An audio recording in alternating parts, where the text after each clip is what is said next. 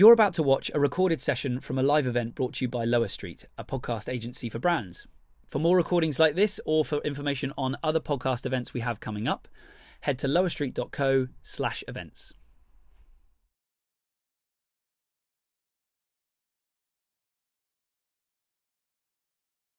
Today, we're going to be talking about podcasts for academic institutions. So I'm really excited to be welcoming Shannon Young. Shannon is the manager of the Roundglass India Centre at Seattle University.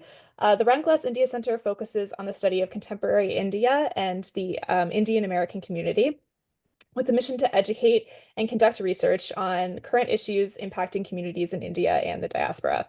The goal here is to advance social, economic, and policy change in the United States and in India. And in September, the Roundglass India Centre launched the podcast Desi Roots and Roots. And so we're really excited to hear from Shannon today about this podcast and its impact, its impetus, and how it's been going so far, and how that can be applied to other academic institutions as well. So, Shannon, let's start. Let's have you maybe share a little bit more about the podcast. If you could just give like a brief description of the podcast, that would be excellent. Sure. Thanks, Annalise. Thanks so much for having me here today to talk about the podcast and represent our team. So Desi Roots and Routes is really trying to document and tell the stories of these incredible trailblazing Indian Americans from all different fields from art to business to entrepreneurship to filmmaking, and exploring their roots in India as well as the routes that they took in their immigration journey and to become the leaders that they are today. So our goal is to focus on different US cities that have large Desi populations, but we started with our home base of Seattle.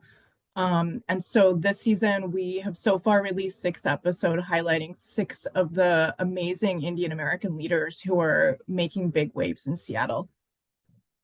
Beautiful. We do have a trailer to share with everybody too, so I'm just going to play that trailer for everybody to get a feel for the show.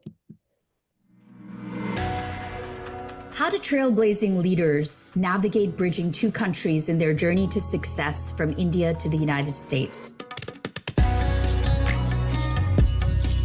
Welcome to Desi Roots and Roots. I'm Sheetal Kalantri, Professor of Law and Director of the Roundglass India Centre, and your host.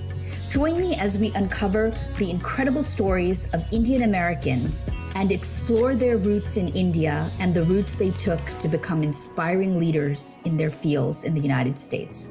This season, we're exploring the unique experience of Seattle. From the waterfront to the bustling markets and the cozy coffee shops that Seattle is known for, the Indian American community is woven into the tapestry of this vibrant city. Each season, we'll travel to new cities across the U.S., contextualizing the stories of Indian immigrants in the economic history of the region and their journey to success. Join us for Desi Roots and Roots, and be sure to subscribe wherever you get your podcasts.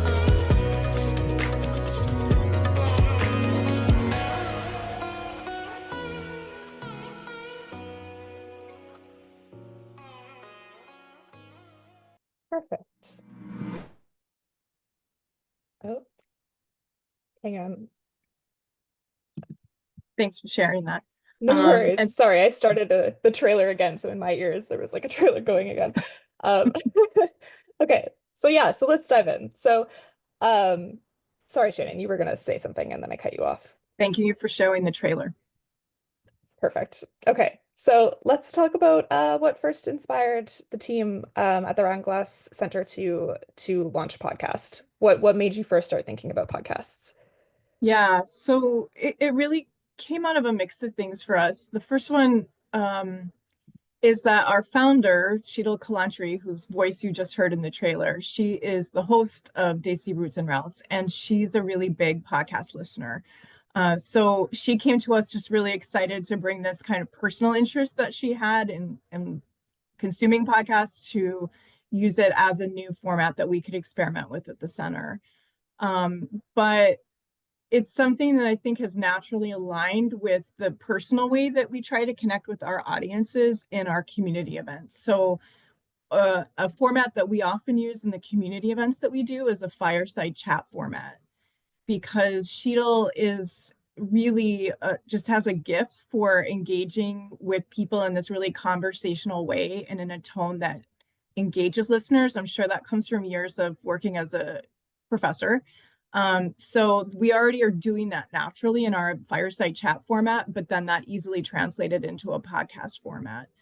And we're also always trying to expand our reach to audiences outside of Seattle by having live stream options and recording our talks. So we want it to be, whatever we do, to be a product that people can engage with from anywhere at any time. So it's just been really, I think, a very modern way for us to share the kind of stories that align with our mission. And we just have this remarkable network of guests who have done these amazing things. And I'm just really proud that we're able to document these stories and tell them.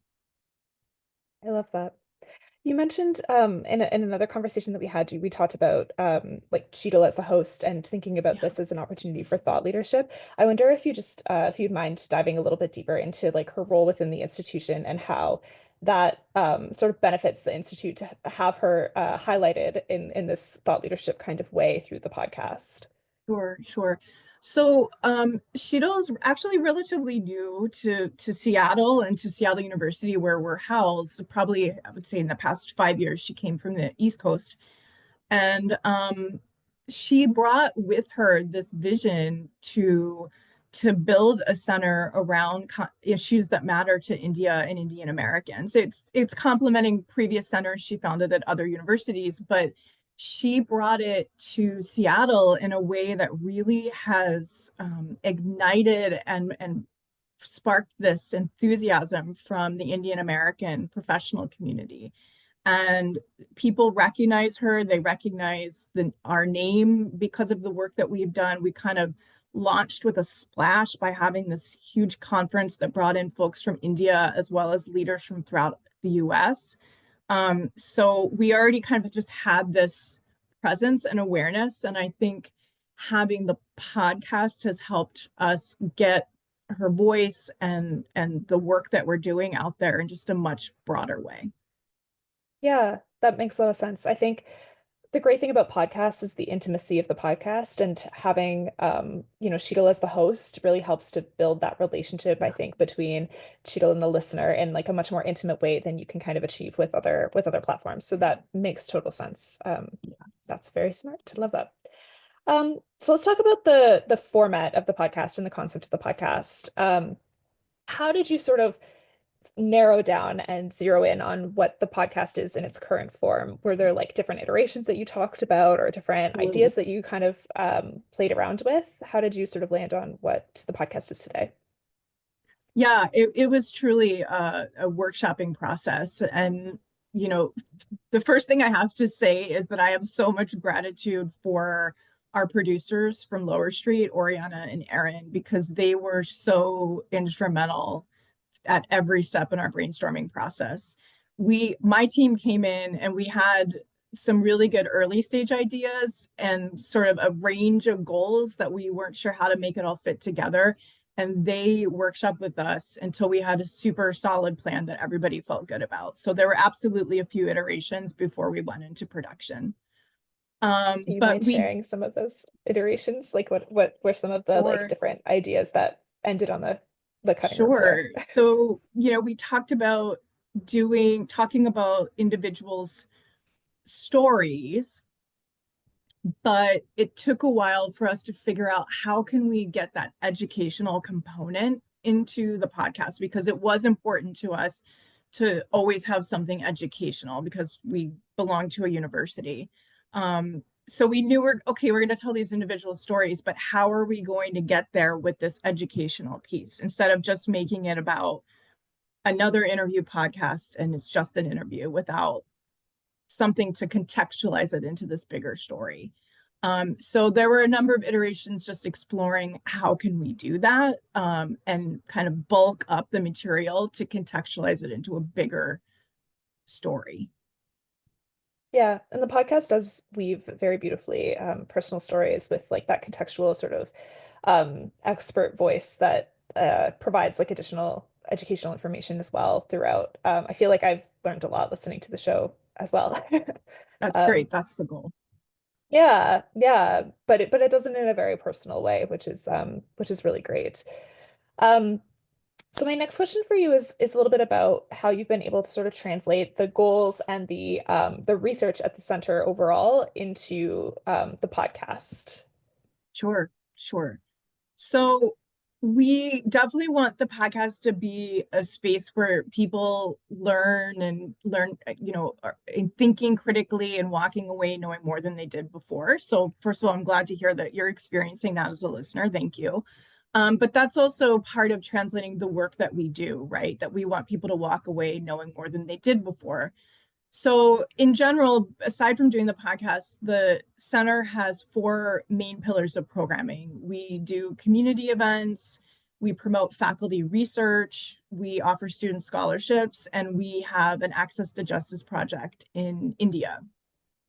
But events is really the bulk of the work that we do, specifically focused on contemporary India and Indian Americans. So there's been a natural extension where we pull in people or knowledge from our past events into the design of the podcast.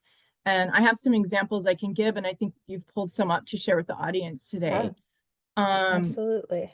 So would you like me to set you up with the one example of how we've reused audio footage? So in the episode that we did with Pramila Jayapal, it focuses on immigration reform and Indian Americans in politics. So we were able to repurpose audio footage from You a can't fireside just chat. rely on the Indian. You can't She is. just rely. Sorry, it's got a mind of That's its okay. own. That's okay. Continue. So we repurposed audio from a fireside chat that we did last spring with Karthik Ramakrishnan. And Karthik's the director of AAPI Data and a policy analyst and media commentator. So we used a section from that previous chat that highlights how political parties have begun to engage with the Indian American community as an important voter base. And I think that's the example you have pulled up right now. Yes, it is. Let me play it. You can't just rely on the Indian American community, but the Indian American community can be extremely helpful in raising money, in helping to build momentum for any campaign, and particularly federal elected campaigns. Congressman Jayapal talks about the influence of Indian American voters in the 2024 presidential election. Let's hear from Karthik Ramakrishnan, a researcher at Berkeley and founder of AAPI Data, about why the political parties in the United States might be increasingly reaching out to Indian American voters.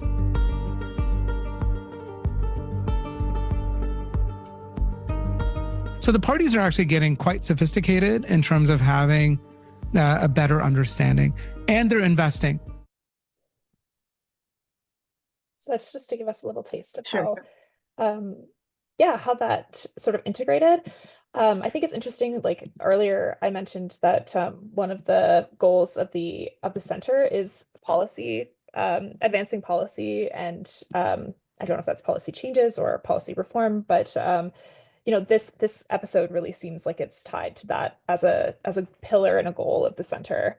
I don't know if there's more context you want to dive into from that as well, but Yeah, absolutely. I mean, I think the Jayapal episode is the prime example of how we've been able to tie the work that we do to an individual's interview. So I shared the example of repurposing audio from our talk with Karthik Ramakrishnan, but then we also, as a center, are very engaged in promoting faculty research on India and Indian Americans. So that also plays into every episode, but especially in the Jayapal episode, where we have the access to these brilliant faculty at Seattle University and elsewhere. So we try to work with these scholars to contextualize our guest journeys within these larger historical and cultural contexts. So an example would be Nalini Iyer, who is a Seattle University literature professor, and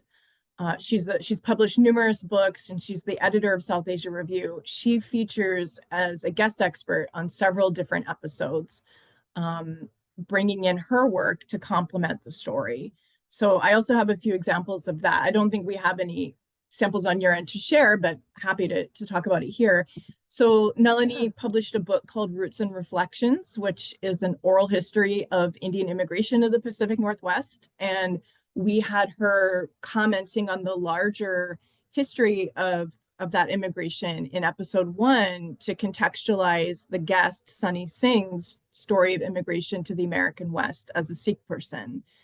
We also made a videogram of part of that, which I can pull up, yeah, if you'd like. Yeah. Sure. I really liked the story. This is actually one that really stuck with me and stood out. This is a really great part of the episode as well. So in 65, many of them were still scientists and doctors and so forth because we were doing the skills-based migration. But when people came, then they would get jobs, then they wanted to apply for green cards and then become citizens, right? So that was the trajectory.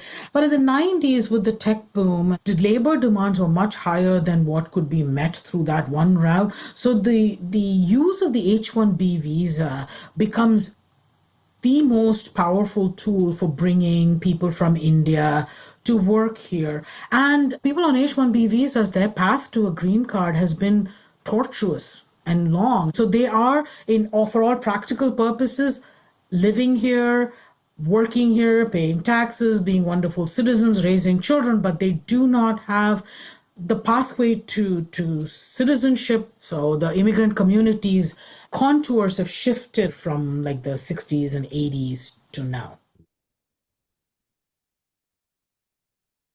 Yeah, I love that clip too. I mean, Nalini, like Sheetal, is such a engaging speaker. You can tell, they're both well experienced professors used to getting passionate about the subject and engaging students. But I really love how she was able to bring that into episode 1 and set the tone really for the whole season about these stories of Indian immigration. And I think, the ways that we've worked with Nalini in other episodes as well, she's also brought in different critical theoretical concepts, like Pallavi Wahi's episode is about gender in legal professions. So Nalini does a segment on the concept of intersectional identity, Kimberly Crenshaw's intersectional identity, and how gender and race play a role in how we're perceived in the workplace. But in addition to Nalini, we've also brought in other faculty. For example, we had in Jayapal's episode, we had Stephen Yale Lauer, who's an expert on US immigration law at Cornell. And he gave a really thoughtful explanation on why US immigration reform is so challenging. And we made a videogram out of that as well, which is available on our YouTube page. So I think, all of these examples show that we're not just telling the stories of these individuals, but we're really trying to create a learning experience. This sort of ties into what my next question was, and you've Sure. answered it somewhat, but my next question was going to be about how you can take sort of complex research concepts or topics and make them more approachable and more engaging, more accessible through the podcast. Yeah. Keeping in mind that this is a podcast where people might be listening, and we can talk more about your target audience later, but people might be listening who are not necessarily academic researchers, probably not the same sort of audience that would be cracking open an academic journal, who are going to be listening to these episodes. So I wonder, you've talked about like incorporating personal stories as part of that. But I wonder about like the challenges of getting academic researchers to be on the podcast and talk about their research in a way that's more accessible. Could you maybe talk about how you've been able to sort of get past that with the podcast? Sure. So that actually hasn't been challenging for us. And I think it has to do with sort of the nature of podcasting. It has a kind of built-in accessibility. At least it's turned out that way for us. So, in terms of a podcast format, each episode, at least in Desi Roots and Routes, it's divided into acts like a show. So by nature, that breaks down these bigger bigger ideas or stories into smaller and digestible pieces. But I also think that the tone is really personal and conversational. So it doesn't feel like a dense textbook or like you're sitting in a large anonymous lecture hall. It's like we're having these really personal conversations with these successful folks and how they got started in their journey. And I think that makes it more relatable for, especially for younger listeners to identify with. And then, we're able to really humanize abstract concepts, which you and I have talked about. It's not just like teaching the history of immigration or talking about these theoretical concepts like intersectional identity, but we're offering real world examples by applying it to the personal stories of our guests. So I think just that structure has really, really helped. Yeah, I agree. I think it's great to hear personal stories and sort of have that with combined with the context of the research. I think that really humanizes it and makes the research even more salient and even more important. It gives it even more weight. I wonder, something you said kind of like sparked a thought in me, and I'm wondering like what the feedback is that you've been getting from the researchers who've been on the podcast. Like, is this something that they are really eager to take part in because they feel like, they're, let me reframe that. I do feel like a lot of academic researchers write a lot and find that their papers get sort of like lost in the ether of academic research. It can be really hard for faculty and for researchers to get their research out there and heard and seen by a broader audience. So I'm wondering like what sort of feedback you've gotten from them when you've asked them to participate in this podcast. Mm-hmm.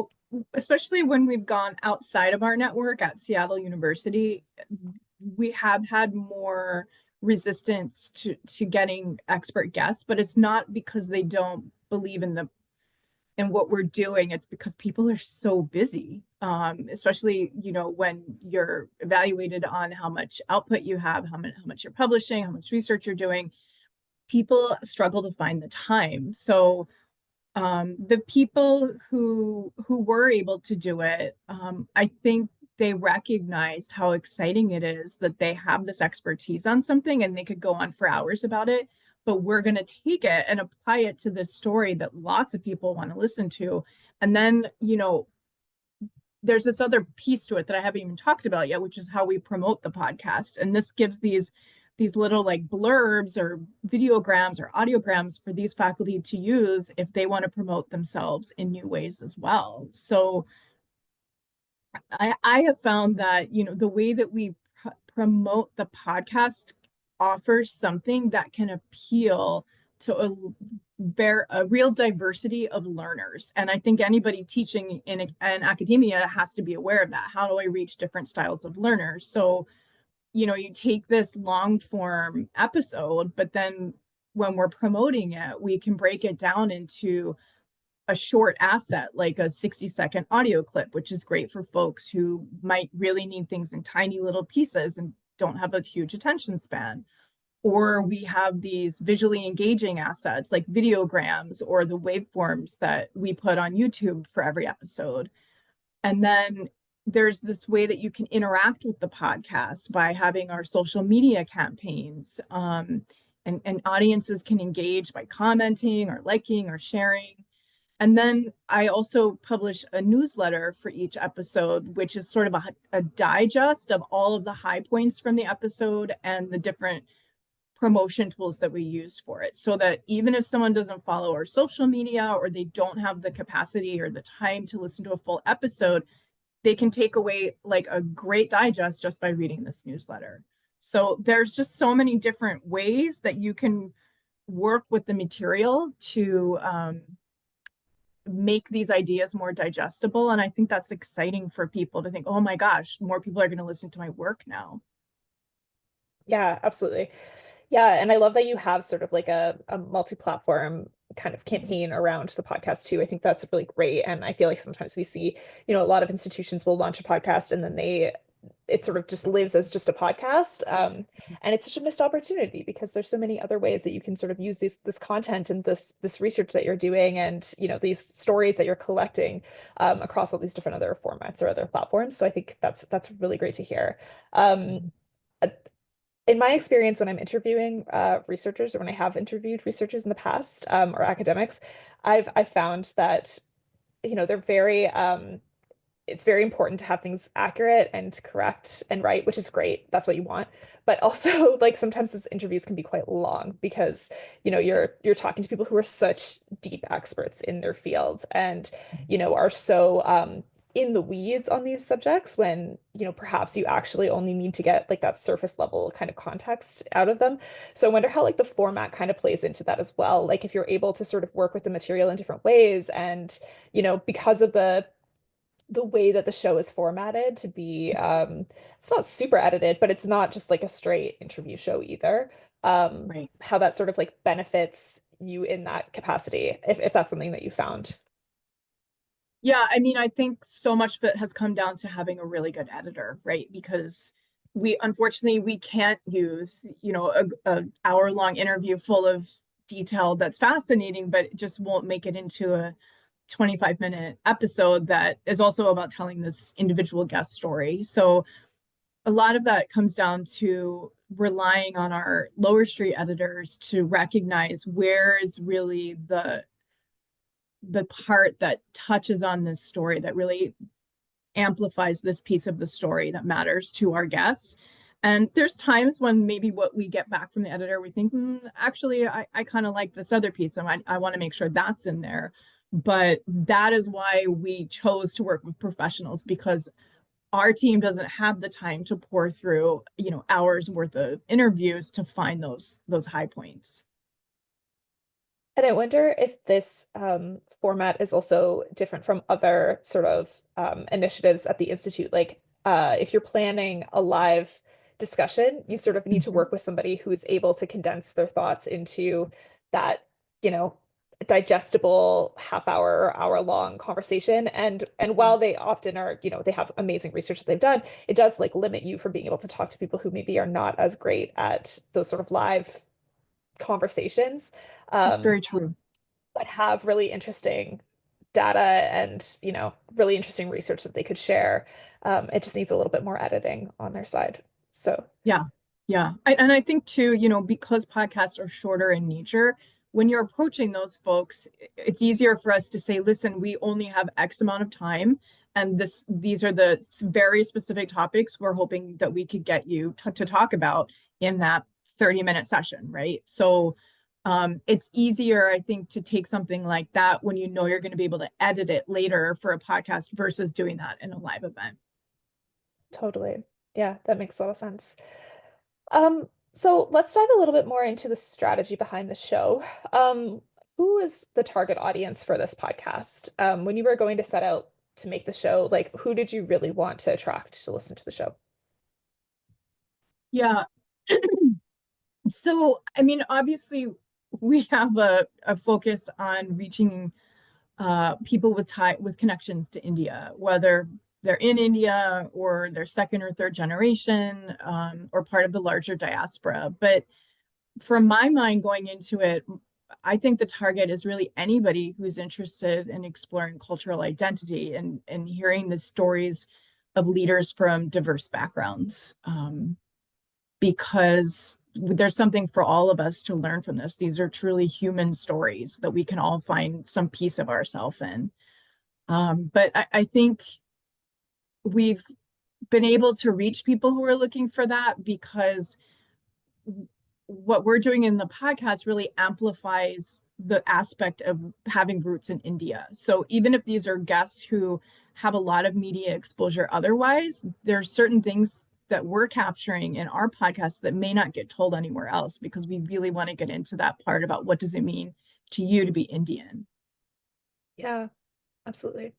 Do you think of the audience for the podcast as being like a different audience from some of the other initiatives that you have at the center, or is there a lot of Yeah. overlap there and it's just more about reaching like a maybe it's about reaching like a bigger audience, but still the same audience, or maybe it's about, I'm just curious like how you think about that in relation to the rest of the initiatives that you have at the center. A great question. I definitely think we are reaching, our goal is to reach a much broader audience, because you don't have to be in Seattle, nor do you have to be someone who has the bandwidth to live stream into one of our events, even if you're not in Seattle. With a podcast, you can be anywhere at any time. You can be on an airplane, listening during a long haul flight. You can be working out at the gym. And I don't think those are things that people are going to do with a live stream recording of a talk, right? The way that they will with a podcast. Yeah, I totally So, agree. and for absolutely, I think we've reached a much broader audience by nature, just because of that flexibility. I'm curious, you mentioned like one of the initiatives at the center is scholarships, and I wonder how like that sort of plays into the target audience here as well. Like podcasts are very, we know like podcast listenership tends to skew younger. We know that Gen Z tends to listen to a lot of podcasts, and I guess I don't even know where Gen Alpha cutoff is. Maybe that's all the way to, but Gen Not Alpha sure. also is increasingly listening to podcasts. Yeah. But it sort of sits in that, university student demographic, like 18 to 24 is kind of sweet spot for podcast listenership. So I wonder like if part of the play there, I'm not sure what the scholarship initiative sort of looks like on your side, but like that also feels like a way to reach sort of younger audiences, and maybe even audiences that are not currently students at Seattle University too, but would be interested or maybe haven't heard about the institute or the center. And yeah, like I wonder if that plays a role or plays a part in any way as well. Yeah, I think I can't say specifically for the scholarship program, because our scholarship program is tied right now. It's tied to students living in Punjab, or from Punjab, because to be more specific, we call it the Punjab Scholarship.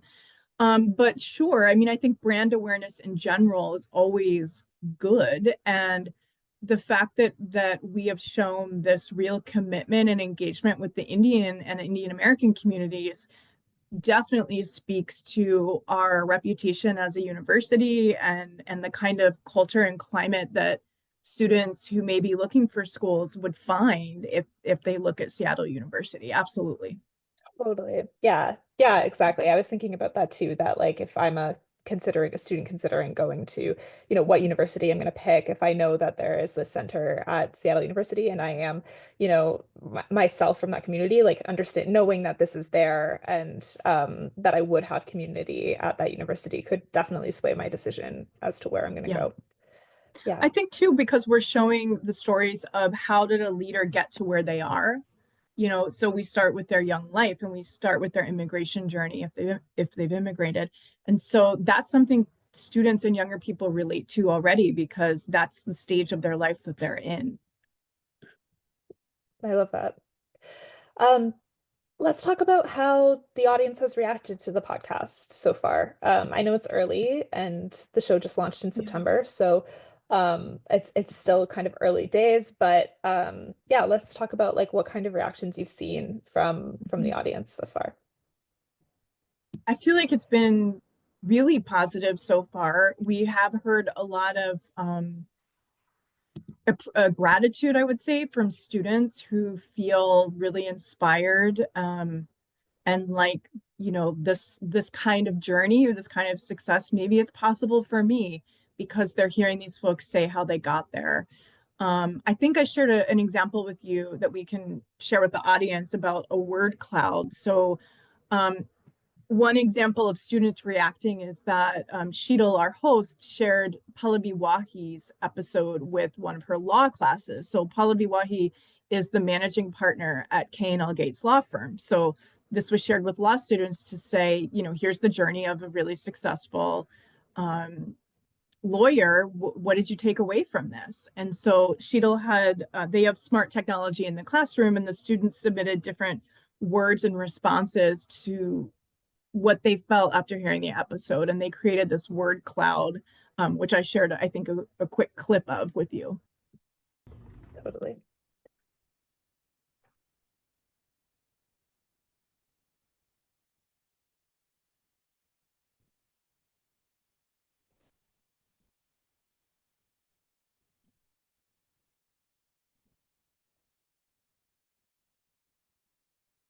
I like that we have dope in there Dope, I as know. well I as was just inspiring. thinking dope. Dope and neat, I saw as well. But Yeah, and I think sick was in there too. No, but obviously the overwhelming word that is highlighted there is yeah, inspiring, yeah, um, which is amazing. Is this the absolutely. kind of impact like that the podcast kind of set out to have? Like, has this response been what you were expecting? Absolutely. This is what we hoped for. I think we know these individuals who we've chosen to interview, and we are inspired by them and the twists and turns that their journeys have taken. So we already came into it knowing this. We just wanted to be able to share that with the broader audience so everyone else would know these amazing stories too. So I'm just glad that it is getting to the right people, and these messages and this wisdom is getting through to the students. I think one student told Sheetal after the Wahi episode in particular that like she was brought to tears by some of the comments about being authentic and staying true to yourself. And like, I think, we did our job for the day. When you hear that you've brought someone to tears, they're feeling so inspired. I think job done. Yeah, that's amazing. That's so great to hear. Um, So we've talked a little bit about this already, but I wonder if we could sort of summarize some of the goals that you set out with for the podcast, Yeah. and and have you measured those goals, or like how are you thinking about measuring those goals in the future? Again, I know it's early days for the podcast, but how are you thinking about measuring it in terms of the success of the show? Yeah, so engagement has been a buzzword among our team right now about deciding, what kind of impact are we having and how successful is the podcast. So that's something you can get through a variety of ways, whether we're getting our listener feedback or we see how people are engaging and conversing on social media. We keep seeing increased numbers every week that we go along, and so that combination of engagement, I think, tells us, okay, this is getting out there, we're growing at the right rate. But it also just always has we're always tracking how does the podcast contribute to the wider mission of our center, because at the end of the day, if we can see that connection and that relationship between our larger mission, then we know that this is worth it, what we're doing. So all of that comes down to connecting our community and educating them. It's not just about the numbers, but it's about are we making content that really resonates with people? Totally. Yeah, and I think the listener feedback you've seen so far has been really, motivating for sure. Like very Dope. positive. Yeah, Yeah. exactly, Dope. exactly. Um, so okay, so I'm curious, let's talk about what it's like to make a podcast in within the center and within an academic institution. Yeah. How does it sort of compare to some of the other initiatives that the center had before? And I know you sort of touched on this a little bit already, but maybe there's a little bit more that we can dig into from the perspective of like, for other academic people who are at other Sure. academic institutions who are here with us today. How does it sort of compare to, the results that you found and also the process to some of the other initiatives? Sure, sure. So yeah, I mean, we did already talk about, podcasting being more intimate and on demand so that people can consume it wherever they are in a way that's much more accessible than a conventional academic talk. But something that I have found is that it's just really helped us simplify some of our programming. I think that anybody who works at a university has faced the challenges of one, finding available space on campus, right? Competing for space where you can hold your event, or competing for students' attention and time when there are so many events going on and such a, crazy class schedule going on. And then also just the cost of staffing and catering events. It can sometimes be wasteful or just challenging to plan for by the nature of, some people don't show up at the last minute, et cetera. So it's helped us sidestep a lot of those challenges of conventional event planning at a university. Yeah. But I think it's just also helping build a larger library of content that we have, and people can just keep coming back to it. Um, and it allows us to do that, the storytelling, the education, and community building all in one product. Right. Something we talked about before was like the sort of evergreen nature of the podcast Yeah. and like you said, while like you do record sort of your events live as well, people are much less likely to listen to a live recorded event while they're on the treadmill than they are with a podcast. So Right. yeah, makes a lot of sense. What were the biggest misconceptions that you had before going into this project, about what it would be like to launch a podcast as an institution? So I think the biggest misconception isn't one that I had or my team had. It was what we encountered from other people. So especially when we were early on in the process, we heard sort of skepticism that, oh, everybody has a podcast these days. And I think there was this idea that we were brushing against, that podcasts can be amateur or like a vanity project. And everything that we do as a center is very thought out, is very intentional. There's no version of amateur vanity project coming out of what we do. So, I think we just really had to show people we are serious about this, not only in terms of thinking about who our guest list is and what that represents about the diversity of the Indian community, but we're making really valuable content and documenting it for our community. We're investing our time, we're investing our human resources, we're investing so much of our budget into documenting these stories so that we're shedding a light onto these bigger issues. And I think us believing in that and pushing that started to get through some of that skepticism. Yeah. I think this sort of ties into one of the questions that's in the chat right now. So Sure. I'm gonna throw it to that. But Jill is asking about the actual practicalities of making the podcast. So you know, audio versus video. What is the cadence of the podcast?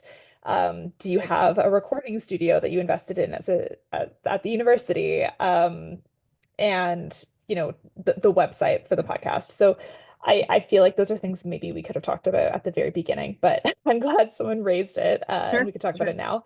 Sure. But yeah, how did you sort of land on some of those answers? Maybe you could start by, Yeah. answering those questions, and then we can talk about like the why Yeah. behind them. So for us, like, we always knew that we needed to invest in like a quality production team because we knew we did not have we have a small team. I have 2 full-time people plus our faculty director. So we knew that we did not have the capacity to produce a high quality podcast all on our own and balance that with all of the other work that we're doing. So we set out to find a production company that really could be a true collaborator and work alongside with us and appreciate our vision, which is what we found with Lower Street. So that is how we figured out, okay, we need to invest in this technology, this thing, that thing. We did not create it from scratch. Yeah. And when it comes to making decisions about like audio or video, audio only or video, how did you sort of land on the decision there? And what was the decision that you landed on? I guess I should say too, for people who don't know. Sure. So when we worked with our team at Lower Street, they said, this is sort of the basic equipment that we recommend you have. It's very bare bones. It's, there's a microphone that we have for our host, and then we can also share that with our guests and a pair of headsets. But otherwise, everything we do is remote, and the studio that we record in is sort of I don't know how to call it, but kind of a remote space, almost like a Zoom, right? When you say I'm going to the studio, it's all remote. It's all like logging into a link and there you are, wherever you're taking the interview from. So it wasn't a huge investment in that way. I think if we had chosen to invest in a studio, like a brick and mortar studio and things like that, then we would have been taking on a lot more work for ourselves that we just didn't have the bandwidth to do. And because the show is, so you go ahead. No, go ahead. Okay. So also in terms of just like choosing to do audiograms or choosing to do videograms, these are all pieces that you decide on if you choose to work with a production agency. Those were all pieces that we decided on up front. Like, do we want to invest in just the audio production and do the video ourselves and things like that. So we had to navigate each of those decisions. And we fortunately have a media and design coordinator on our full-time team. So she bravely took on doing some of the video production and things and design work, so we didn't have to outsource that. Yeah. Yeah, and so the show is the full length episodes of the show are audio only, correct? And then we have like video assets to promote the podcast essentially. That's right. Which is great. Yeah. And just to answer the question, Jill, it's a seasons-based podcast and it's released every other week. So maybe you can dive into the question around like why it's a seasons-based show Yes. and what the benefit is Sure. there to that as well. Sure. So that came from professional advice, right? So our Lower Street, our producers told us that they did recommend having a regular cadence. So instead of just kind of releasing an episode as it became available as you went along in the process, it's better to get a core group of interviews, polished products ready to go, and then you can release them on this regular schedule so that listeners know when to expect it, can build a habit around tuning in, and it gives people time to digest what you've already put out. So we agreed upon an every 2 weeks release, and that really gives us a full amount of time to promote the podcast using a variety of different social media promotions and give people time to really absorb that and digest that episode before we move on to the next one. Awesome. That kind of ties in with another question around the website.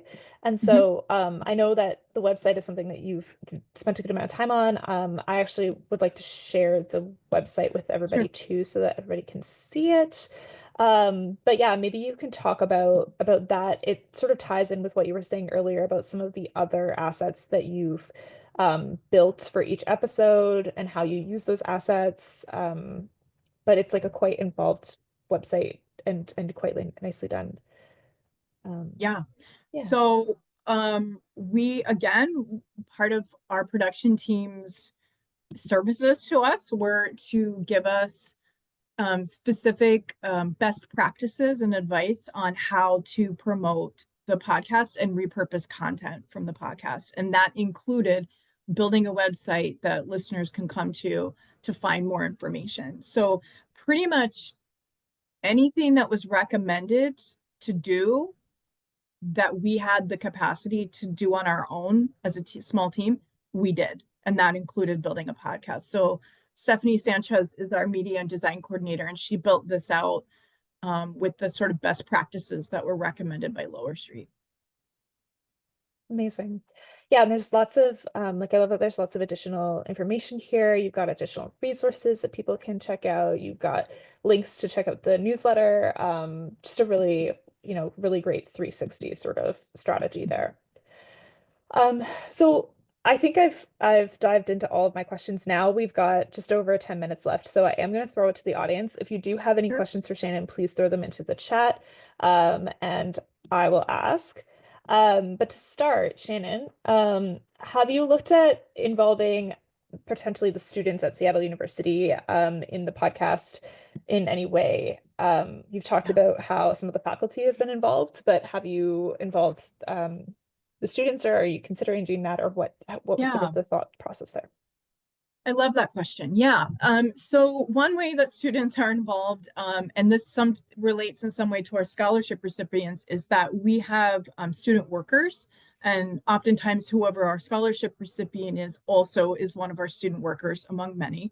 So we give our more senior graduate level students research work to help prepare for the podcast. So, they work on the bios of our guests so that we get, a full picture of who they are before we go into any interviews. The students workers also help us research for podcast campaigns. For our social media campaigns.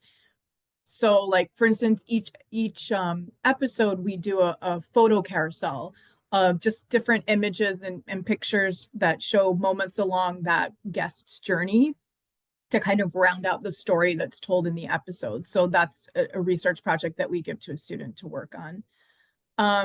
There's an element to podcasting that we're kind of starting to experiment with, and it's called Voices of the Diaspora. This is something that our producer Oriana suggested, where we go out and interview people in the community with questions like, where do you feel closest to your Indian roots, or what's your favorite Indian restaurant in the city, and questions like that. So we're just starting now to experiment with that, doing kind of field reporting, going out to public events and interviewing people, to possibly use those samples in a future episode. And that's something that we also will put students on.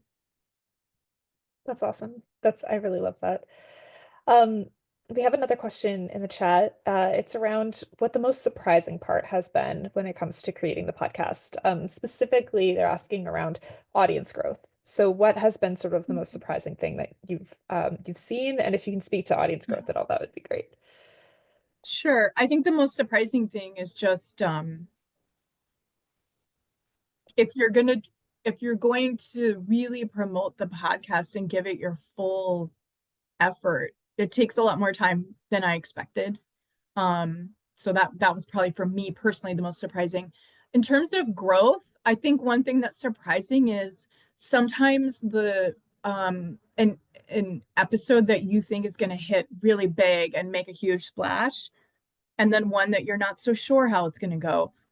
You never know what the response is going to be. We've had one episode that immediately just had so many listeners, and it's a great episode, but it was sort of like, oh, where did this come from? Why now? Versus another one we had when I was sure we would see that level of response right away, and it was very slow growth on that. How do you predict these things? I don't know. So, I mean, that's something that we're still figuring out as we go along. How do we explain the various responses? Does it have to do with the guest story? Does it have to do with something going on with our center and other events that we're doing? I don't know. I think that's something that we've seen with other podcasts as well, that it can be somewhat confusing, especially if you're new to podcasting, about why certain episodes tend to resonate more. I wonder, like, if you could talk about what it was about that episode that you thought was going to really take off. What was it that made you think that episode was going to be more of a hit than it was? Sure. So our episode with Pramila Jayapal, Congresswoman Pramila Jayapal, we worked really hard to make sure that the full product would be ready to go and release right before the US presidential elections. Not in any attempt to show favor one way or another, but just it's, at that time of the year, people are really deeply thinking about the future of politics and things like immigration reform. And so we released that, I think it was 4 days before the election. And I expected to see a really big response right away because of that. But the growth on that episode has actually been much steady, but much slower. It wasn't a big boom right out of the gate. Yeah, I would have totally expected that too with the topic. I mean, exactly. I think something that can be misleading for people who just start in podcasts is there's an assumption that the guest is going to drive a lot of the listenership. And I think that it's not always the case, especially because, especially if you're doing an audio only kind of episode. The search engine capabilities of podcast players are not so great, with the exception of YouTube. And so it's the way that people consume the content is so different than, TikTok or even YouTube, that sometimes that doesn't, you'll think that it'll really drive a lot, and it doesn't. Although in this case, though, the topic was super relevant and on point for the time and timely. So yeah, it definitely can be surprising when you dive into it. I think right now the question I want to ask you is, what advice do you have for other people who are at academic institutions, who are considering making a podcast? Yeah, I would say invest in quality production. I definitely recommend getting professional perspectives, even if you're not planning to do like a full production package with an outside agency. There's a lot of great advice out there. Some of it is free. Educate yourself to get the best production value that you can before starting out. And the other thing that's been really helpful to us is to just know who you are and what you do well, because that's really where your strength lies. And you need that clarity and that confidence to get through the hustle and the hard work of producing something like this, and to have the confidence to go out and ask people to listen to it, to do interviews for it. You really have to make sure you know who you are and what's special and unique about your center, your research, or your podcast idea. Yeah, I think a huge strength of this podcast and of the center in general is that you have a very clear North Star for what the vision is for where you're going. We do. Yeah. We do have one last question in the chat Sure. that just came in. You mentioned that Cedal is a prolific podcast listener, podcast fan. Is there a specific show that she imagined that Desi Roots and Roots would sound like? I love that. Yeah, so there were a few different shows where she's like, I like a piece of this, I like a piece of that, but none of them were exactly what we're doing. And so she did bring some of those in to say, I want kind of the tone of this or this little piece. None of them were podcasts that I listened to, so unfortunately, I'm sorry, I cannot name them for you. But I know I've been listening a lot lately to an older podcast, The Witch Trials of J.K. Rowling.